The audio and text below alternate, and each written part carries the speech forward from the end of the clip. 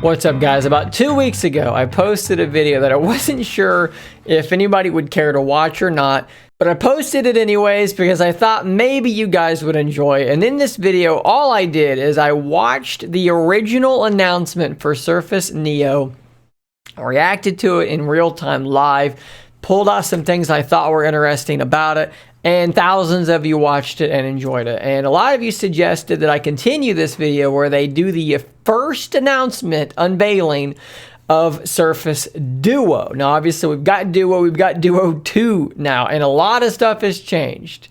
So maybe there's some interesting stuff in here. So what we're going to do right now, we're going to go picture in picture with Mr. Panos Panay, and we're going to watch, again, from 2019, the first time the world ever saw the little dual screen device that could, and we're going to see what it looked like then, how much has changed, and if there's anything interesting worth pointing out. And again, I'm just going to react to this. And I'm going to tell you something before we even get going. I was more hyped about this than I was about Neo. This got me super, super excited. I immediately fell in love with this design, and so it's going to be fun to rewatch this event once again. So let's click that play button. We're not done. If this was a symphony, it'd be missing one instrument. So for context here, they've just announced Neo. They've shown it off. They've demoed it. They've done all this stuff with Neo. Neo has never come out. Coming holiday 2020, it never released for reasons that we talked about in the past. This guy looks very intrigued, very curious about what's happening. Is that Justine and her sister, whose name escapes me right now? I believe it is. Wow, they were right there. I'm so jealous. That's what will be happening. And I read your tweets, and I saw the leaks, and I read the websites. I got that. Good job. You guys did your job. Everyone in here did their job. You got it all right except for one thing. Take a look. Is there anyone better at that than Panay? I don't know. He's very good at it. So here we go. Here's Neo. Ooh, cool Neo video. No one knows what's coming. We're typing. We're using our gift bar. Oh, your phone's ringing.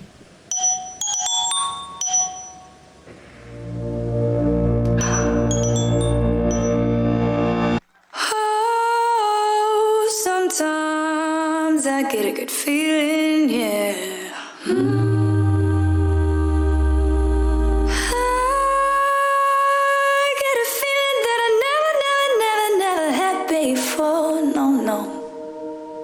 Hello? Look at the chat. Look at the chat down here. People are losing their minds. Is there anything on here really quickly? Anything at all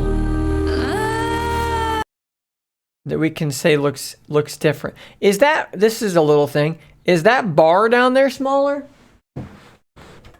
Let's get out the original Duo here. I guess it looks exactly the same as the current Duo. But the little line down there at the bottom. Oh yeah, it's way smaller. It's way smaller than it is now. You can see there how wide it is. Look how tiny it is there. And actually, that looks a lot like it looks on the Windows 11 or on what 10X was going to look like. There's now on Windows 11 on certain devices, if you disconnect your keyboard on like a Surface Pro device, you get it looks just like that. Who holds a phone like that? How even? That's not possible, sticky-handed lady. So here we're looking at our desktop and our little sidebar and the little widget center, and that all looks fairly similar, a little bit different. Something's got a hold on me, yeah. We're spanning Outlook. We're clicking a link and opening it. Let me tell you now, I've got a feeling that feels so strange.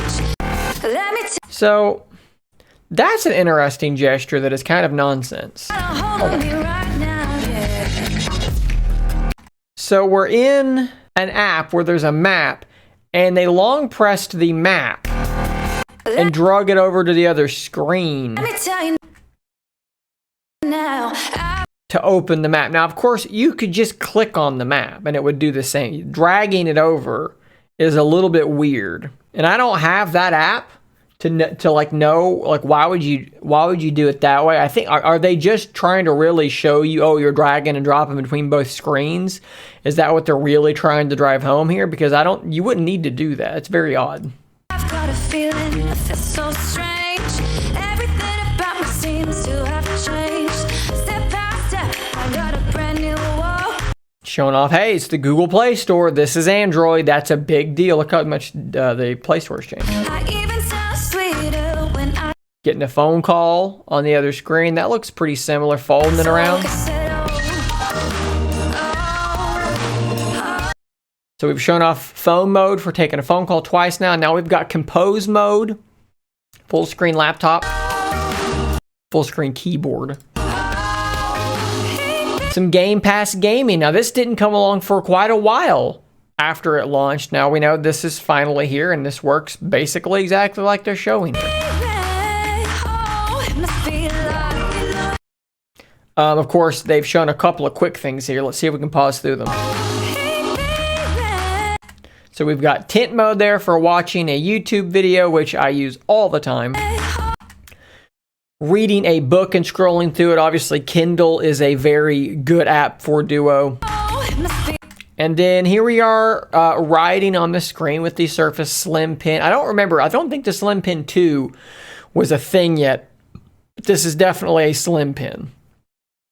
And they're riding on a sticky note in OneNote.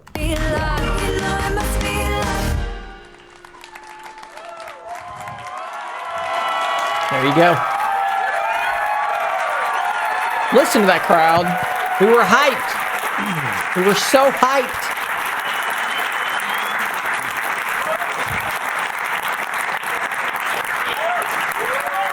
I always thought this was odd. Look at the spacing of the apps.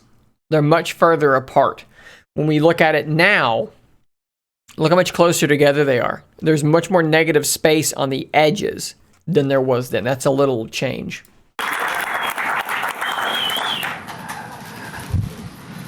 I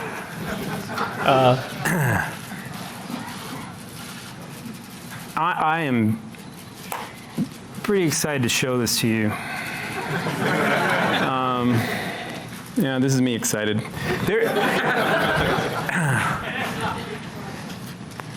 This is Surface Duo.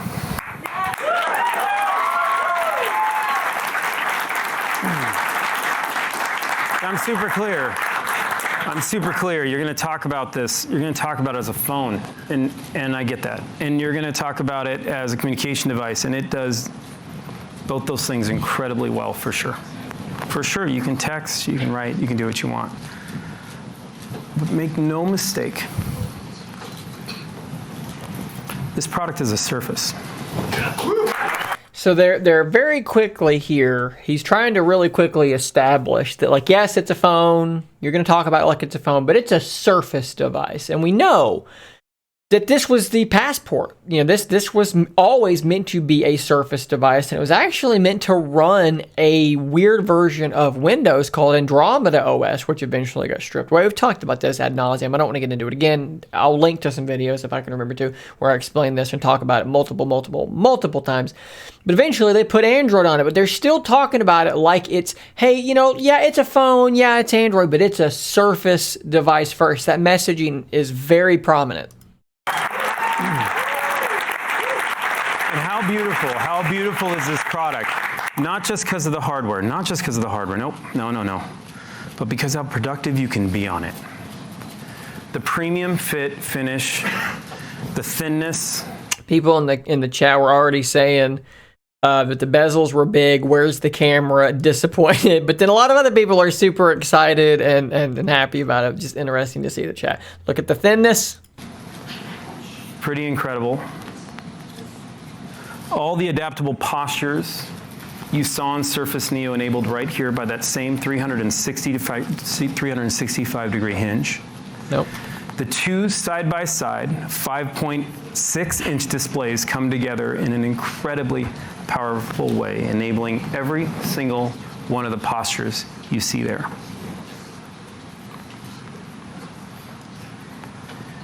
And this product brings together the absolute best of Microsoft. And we're partnering with Google to bring together the absolute best of Android into one product. Now, I don't know that we could fairly say this was the absolute best of Android. It is Android. Probably not the best of Android. A unique design ethos and innovation that Surface brings with every single app in the Android ecosystem. This is industry pushing technology. And it's technology pushing possibilities. So this kind of harkens back to something that I've heard talked about a couple of times. I've talked about it on Twitter a little bit. You know, the idea of what they were doing here is they were trying to push the industry in a different direction with Duo and with Neo. They were trying to create a new thing. And this was something, let's see if I can find this conversation on Twitter. So this was a tweet by Daniel Rubino about a folding OLED device, right? This is gonna be relevant in a second. This Twitter user says, what problem does it solve for the laptop form factor? Daniel says, true innovation is not about solving problems, it's about creating something that lets you do something that you couldn't do before, about making something you didn't know you wanted or needed. And I'll kind of paraphrase here a little bit, and I'll dive into this a little bit further, but he's right. An engineer is there to solve a problem. Engineers, this is going to sound maybe disparaging, but just like roll with me and assume that I'm being kind in this and I'm not disparaging all engineers, just broadly, okay? So engineers get us better and better versions of the same thing. Engineers get us from the original iPhone to, you know, the Xiaomi Mi 11 Ultra with the giant camera, and it's like the ultimate form, you know, whatever, the S22, whatever the most ultimate form of the iPhone design you can think of. Engineers get us from A to B like that. Designers get us from phones before the iPhone, like that had big keyboards and little screens, to an all-screen device. They create something brand new. They get us from the iPhone to a dual-screen device like this, or like you could say LG did something similar to. Whoever you want to give credit to for that is fine. And that is what Panay and the team were trying to do here with Neo and Duo. For better or for worse, however successful or unsuccessful they were trying to create a new thing. They weren't trying to just make another iPhone, okay? And this is why I get irritated when I see people just unilaterally dump on Surface Duo. And look, Duo has problems, okay? I get it. It's not a perfect device. And they'll say, oh, it's Microsoft. They'll survive. They'll survive my jabbing, my sometimes unfair jabbing at their device. And yeah, you're right. Microsoft will survive. But you know what won't survive? This thing. You'll kill it. You'll kill it. And what you're going to be left with is a world where all we have are iPhones and Z Folds. And that's it. Those are the only two kinds of devices anybody's making. I'm sorry, but whatever slab phone you have, it's just an iPhone clone, okay? They did it first, and everyone has been just iterating on that same design for 15 years or whatever it's been, 10 years, 12 years, whatever. And then all these folding devices, they're all just doing the same. It's the same thing. It's the same thing. And if you're cool with that, great. But I'm not. I'm bored with it. And it pains me that LG's gone because they're the only other ones. It's Microsoft. Right now we have a world where it's iPhones, Folds, and Duos. So for all its problems, they were trying to be different. They were trying to introduce a new product and put it into the world and say to the world, hey, what cool shit can you do with this? This is different. And people go, ugh, that's different. You're missing the point, and you're killing me. People need to use their phones to be more productive. But phones have their limits. Think about starting a mail, an important mail, and then finishing it on your PC. Ever done that? Mm-hmm. What about when you're on a video call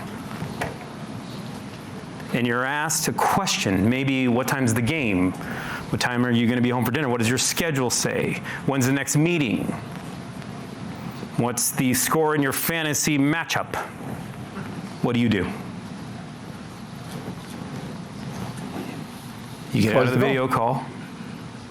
You lose the thing we talked about that might be the most powerful thing on the planet, which is human connection. You blur your screen and you go get the information. You're also context switching. Your working memory is flushing. You're right out of your flow. People laugh at Panay and they say like, oh, it's all like flowery talk and it's nonsense and all this stuff. It's not. It's not nonsense. He is absolutely 100% correct about this.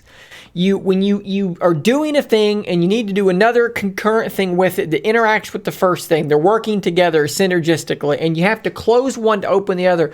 That is how your brain works. Your memory, look, for me, some people with ADHD out there, raise your hands.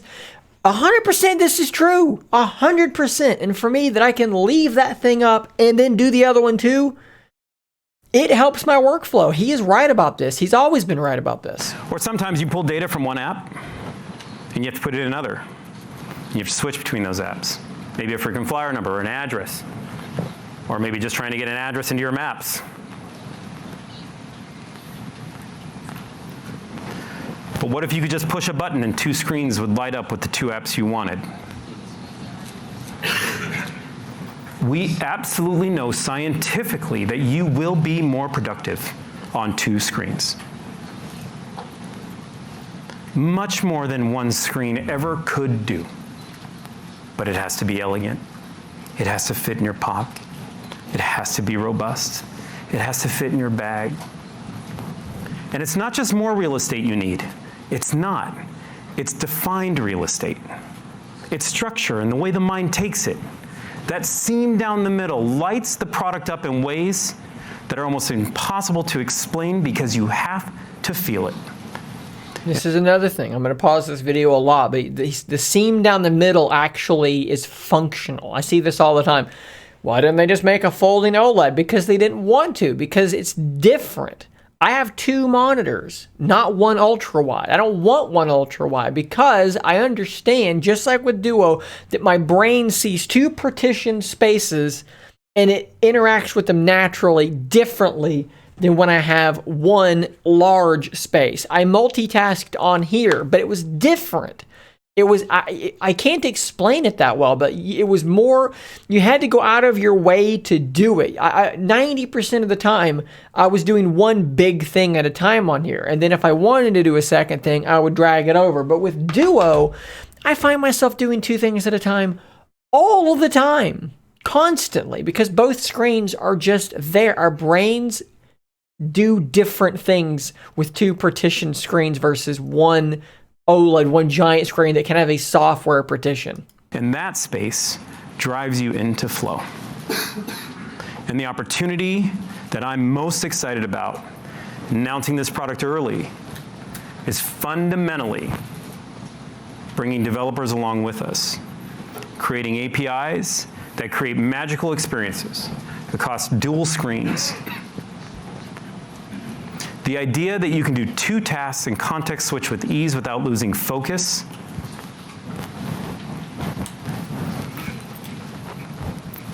This is a powerful product.